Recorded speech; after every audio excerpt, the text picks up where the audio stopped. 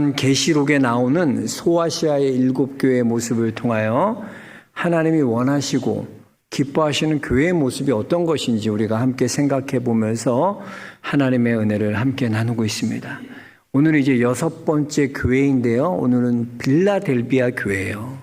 이 빌라델비아 교회는 7교회 중에 서머나 교회와 함께 칭찬만 있었던 교회, 책망이 없었던 교회가 빌라델비아 교회예요.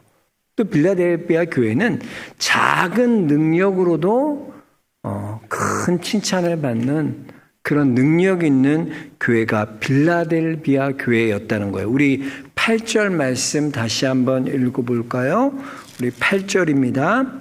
볼지어다 내가 내 앞에 열린 문을 두었으되 능히 닫을 사람이 없으리라. 내가 내 행위를 아노니 내가 작은 능력을 가지고서도 내 말을 지키며 내 이름을 배반하지 아니하였도다 그랬어요. 그러니까 빌라델비아 교회는 작은 능력을 가지고 있는 교회였지만 그 능력이 뭐예요? 진짜 능력이었다는 거예요. 진짜 어마어마한 능력을 갖고 있었다는 거예요. 그 요즘 말로 말하면 찐교회, 진짜 교회였다는 거예요. 이 소아시아의 7교회들에서 항상 앞에 보면요, 그 교회들마다, 각 교회들마다 예수 그리스도에 대해서 소개하고 있지 않습니까? 그 예수 그리스도에서 소개하고 있는 것은 그 교회의 상황과 아주 긴밀한 밀접한 연관이 있었어요.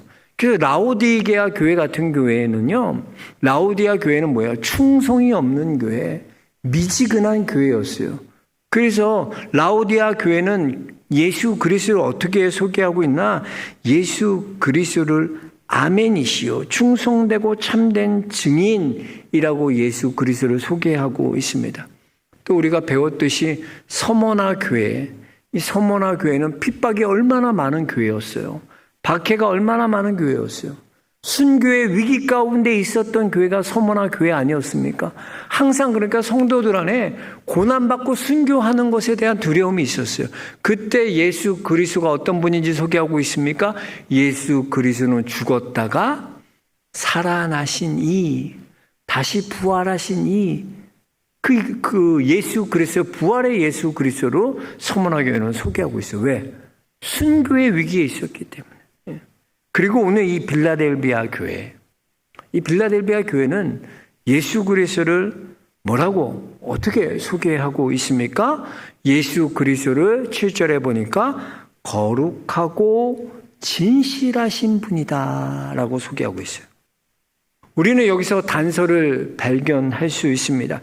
작은 능력을 가지고도 있었던 이 빌라델비아 교회의 이 작은 능력이 무엇이었을까? 다른 것이 아니라 주님의 말씀을 지키는 거룩함이었고 주의 이름을 배반하지 않는 진실함을 갖고 있었던 교회가 바로 빌라델비아 교회였다는 거예요. 그래서 빌라델비아 교회는 작은 능력을 갖고 있었다 기억하시면 돼요. 빌라델비아 교회는 책망이 없었고 빌라델비아 교회는 작은 능력을 갖고 있었는데 사실은 그 능력이 진짜인 교회가 빌라델비아 교회다. 그 작은 능력은 뭐였나? 주의 말씀을 지키는 거룩함이었고 주의 이름을 배반하지 않는 진실함이었다. 그러니까 그 교회의 작은 능력이 뭐예요? 거룩함과 진실이 우리 빌라델비아 교회의 능력이었다는 거예요. 능력이었다. 자, 여러분 그렇다면 거룩함은 무엇이고 진실의 능력은 무엇입니까? 오늘 이 빌라델비아 교회를 통해서 이 작은 능력인 거룩함과 진실에 대해서 우리가 말씀을 통해서 조금 더 깊이 생각해보고 이 작은 능력으로 칭찬받았던 이 빌라델비아 교회와 같이 우리 교회도 거룩함과 진실함의 능력을 회복하는 그런 믿음의 교회가 되기를 소망합니다. 그래서 오늘 이 거룩함, 진실이라는 키워드를 가지고 그것이 무엇이었는지 우리가 함께 생각해 보면서 하나님의 은혜를 나누고자 합니다. 여러분, 거룩이라는 게 뭡니까? 거룩. 우리가 흔히 성경에서 거룩이라고 얘기하는 것은 뭐예요? 세상과 구별되었다라는 거죠. 그걸 거룩이라고 말하지 않습니까? 그런데 사실 이 거룩에 대해서 우리가 얘기할 때 보면 그 거룩이라는 것에 이 정확하고 명확하게 무엇인지 잘 설명이 안 됩니다. 한번 여러분 물어보세요. 거룩이 뭐예요? 라고 물어볼 때 그 거룩에 대해서 여러분 잘 설명할 수 있어요? 잘 설명이 안 돼요. 구약 성경 전체를 놓고 보면요, 이 거룩이라는 것에 대해서 이 거룩은 개념화 될 수 있고 정의될 수 있는 그런 것이 아니에요. 그래서 성경은 거룩이 무엇이다, 이것이 거룩이다라고 정의 내리지 않습니다. 왜냐하면 거룩은요, 상태를 얘기하는 거기 때문에.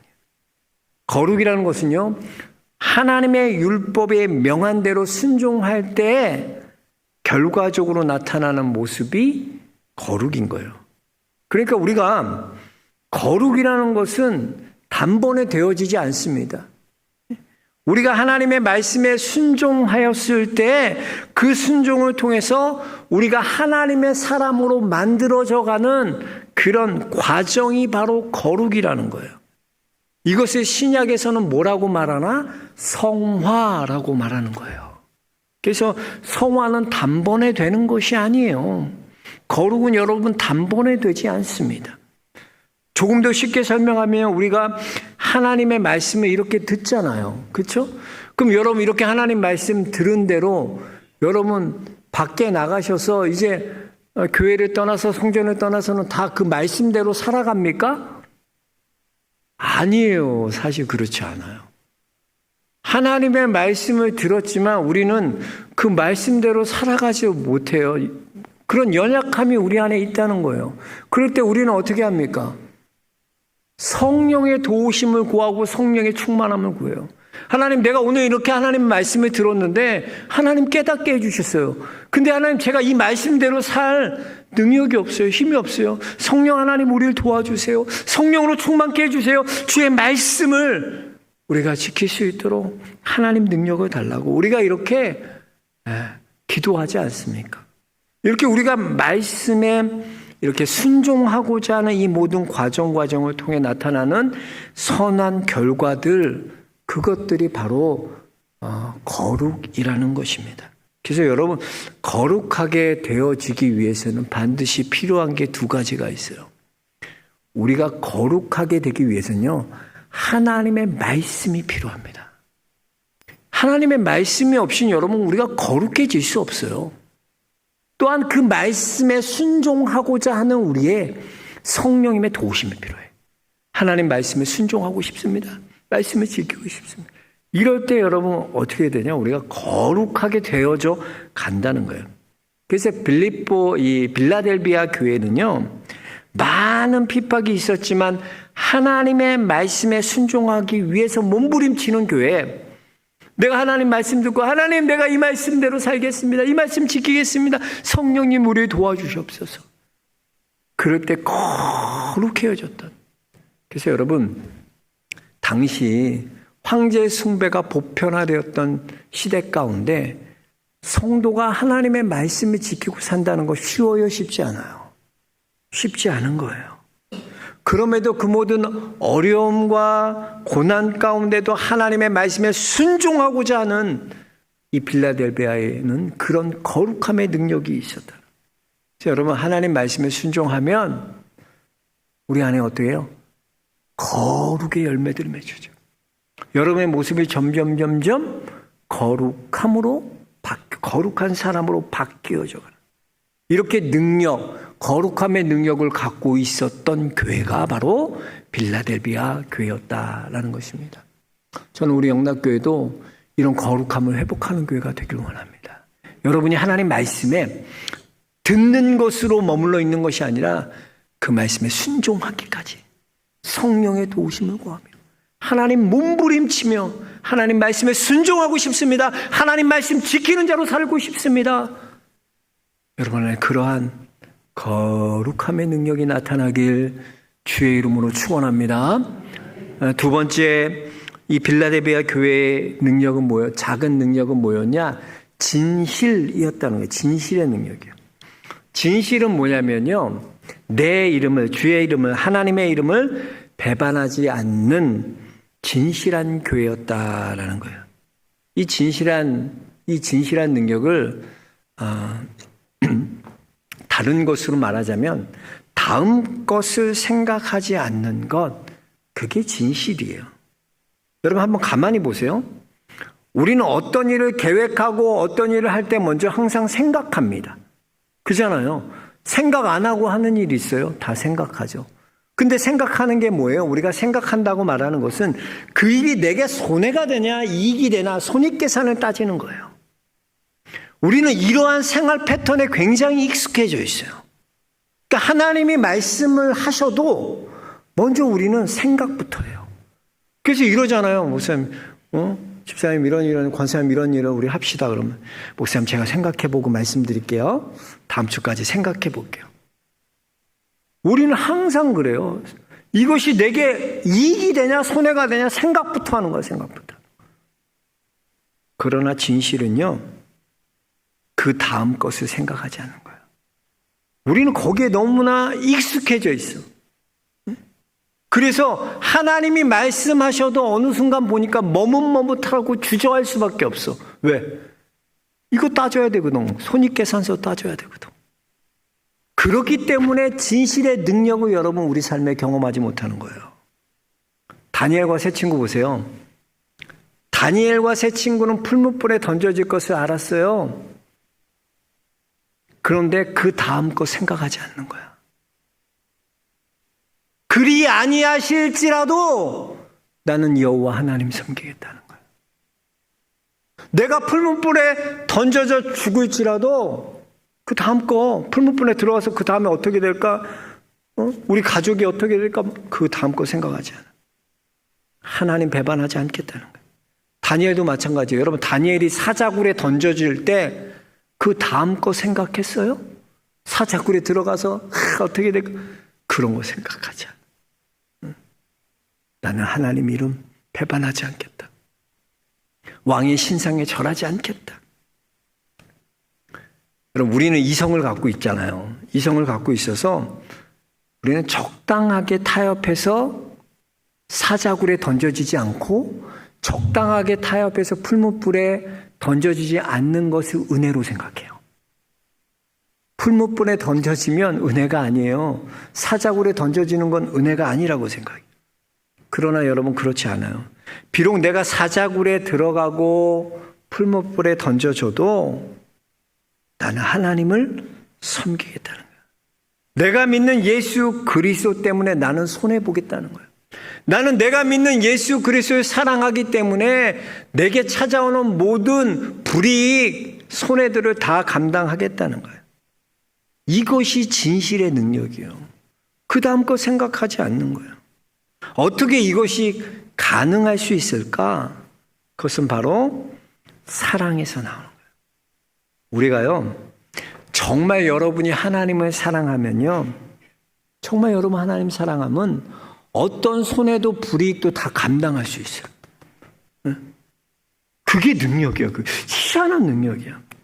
그 예수님께서 십자가 지시기 전에 시몬의 집에 머무셨고 베단에 있는 시몬의 집에 머무셨어요. 그 머무실 때 누가 찾아오냐면 우리가 잘 아는 마리아가 찾아와. 근데 창기 마리아야. 마리아가 찾아와서 어떻게 300데나리온이나 되는 향유로 예수님 발에 붓고 눈물과 머리카락으로 예수님 발을 씻겼어요. 자 보세요. 당시 300데나리온이란 돈은요. 한 사람의 1년치 연봉이에요. 연봉을 모아야 돼요. 그러니까 이 마리아라는 이 창녀가 와서 300데나리온 되는 이 향유를 부은 것은 자신의 어떻게 보면 결혼을 위해 자신의 미래를 위해 저축한 거예요. 지참금처럼 저축한 거야. 근데 그거를 지금 예수님의 발 아래에서 한 번에 다 털어붓는 거야. 그 제자들이 뭐라고 분개하잖아요. 비난하잖아요. 어떻게 이럴 수 있냐? 야, 이거 가난한 자에게 팔아가지고 나눠준다면 그 일이 더 가치 있는 거 아니냐? 어떻게 보면 맞는 것 같아. 근데 예수님은 그 여인의 모습을 보시고 칭찬하세요. 그 여인의 이름을 기억해 주세요. 왜? 야, 가난한 사람은 너희와 항상 늘 함께 있지 않니? 나는 이제 너희와 함께 있지 않는단다. 나는 이제 십자가 지러 가야 돼. 이 여인은 이렇게 한 것은 나의 죽음, 나의 장례를 준비한 거다. 이 본문에서의 핵심은 뭐예요? 이 여인은 왜 예수님 칭찬하셨을까? 이 여인은 그 다음 거 생각하지 않아요. 자신의 전부를 들여 그 예수님께 눈물로 머리카락으로 예수님의 발을 씻기는 그 예수 그리스도를 사랑하는 그 여인의 마음, 주님은 그 여인의 마음을 받으신 거예요. 여러분, 우리가 예수님 사랑하면요, 그 다음 생각하지 않습니다. 잔머리 굴리지 않아요. 손익계산 따지지 않아요. 이것이 내가 손해되느냐 이익이 되느냐 이것 따지지 않아요. 우리가 신앙생활 하는 것도 여러분 그렇지 않습니까? 우리는 나는 여기까지만 신앙생활 할 거야. 우리 안에 내가 손해보지 않는 선에서 신앙생활 하고자 해요. 신앙생활도 보면 손해 안 보려고 그래요. 그래서 요즘은 목사님들이 11조 설교하고 헌금 설교하는 걸 두려워해. 왜? 성도들이 부담된다고. 신앙생활 편하게 하고 싶은 거야. 그런 얘기하면은 교회가 괜히 돈 밝히는 교회, 그걸로 뭐 하려고 돈 많아서. 여러분, 하나님 사랑하면요, 그 다음 것이 생각이 안 나. 자꾸 잔머리 굴리게 돼. 우리가 하나님 믿으면서도 여전히 우리는요, 손해볼 거, 이익 볼 거, 이익이냐 손해냐 맨날 이 계산하면서 따져가. 교회도 이 계산하면서 교회 신앙생활해. 그러니 우리가 진실의 능력을 어떻게 경험하며 살아갑니까? 그러니까 진실의 능력을 경험하지 못하는 거예요. 여러분, 사랑해 보셨죠? 사랑하면 똑똑해져요, 바보가 돼요? 사랑하면 이상하게 바보가 돼. 누구나 다 그래. 이게 내게 손해고 마이너스인 걸 알면서도 나도 모르게 하고 있는 내 모습이 있는 거야. 이런 거죠. 서로 연애를 할 때 보면은 밤 12시 넘으면 자야지. 왜 전화기 붙들고 있어? 12시 돼도 뭐 할 얘기가 많은지 그냥 그 다음날 직장 가야 되고 할 일 많은데도 새벽 2, 3시까지 막 떠들어. 그러다 잠깐 잠들어. 새벽에 다시 깨지고 또 전화해. 보면 어때? 미친놈이지. 그 정신 나간 짓이지. 그런 짓을 왜 마이너스 되는 거. 근데 왜요? 사랑하면 손익계산서 따지지 않아. 바보가 돼 오히려. 응? 여러분, 음식 같은 거 맛있는 거 먹으면 누가 제일 먼저 떠올라요? 사랑하는 사람. 응? 여기 누구 데려오면 좋겠다. 여기 누구랑 같이 와야지. 응? 선물 사면 선물도 이 사람 하나 더 갖고 사다 줘요. 그럼 내 돈 나가고 내 돈 쓰는 거고 다 더 그런데도 왜 그래요? 손익계산 따지지 않는 걸 사랑하면. 빌라델비아 교회는요, 이 진실의 능력을 갖고 있어요. 이 진실의 능력이 뭐냐? 예수 그리스도를 사랑함으로 모든 손해, 모든 불이익을 다 감수하는 교회였다는 거예요. 그 다음 거 생각하지 않는 교회였다는 거예요.